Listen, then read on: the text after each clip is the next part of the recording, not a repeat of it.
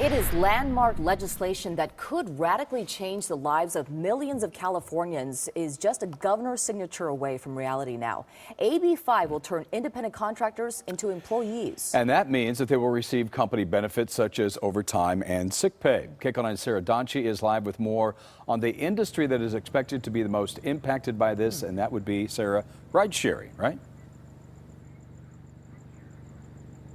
Yeah, that's right. AB 5 does have the potential to affect independent contractors in a variety of different industries. But for now, it has truly captured the attention of these rideshare drivers, many of whom are wondering what exactly is going to happen next.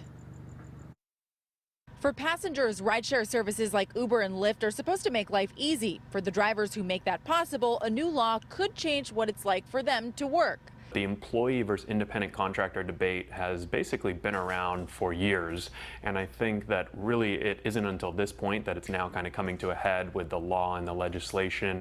That legislation, Assembly Bill 5, passed last night. It would change the guidelines on how companies classify their workforce. Uber and Lyft, who rely on independent contractors, may be pressured to reclassify their drivers as employees.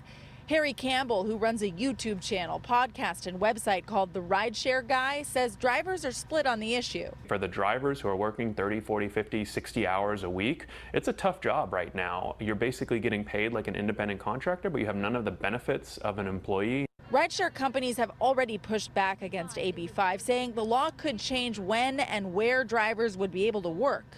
What a lot of the drivers who are against AB 5 are worried about is just that they might lose their independence. One of the nice things about driving for Uber and Lyft is that you have the flexibility to drive whenever and wherever you want. There are trade-offs. Some drivers are going to come out better and other drivers are going to come out a little bit worse. It just matters, if the drivers who come out better, does that outweigh the drivers who are losing some of the flexibility? Employment attorneys like Monique No Bonici say companies will have to make decisions by applying a legal test to see whether workers will meet the new legal definition of independent contractors.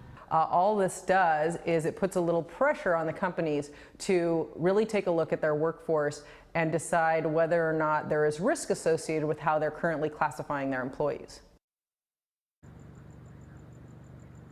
Governor Newsom is expected to sign the bill into law. It would go into effect in January of next year. Reporting live, Sarah Donchi, KCAL 9 News.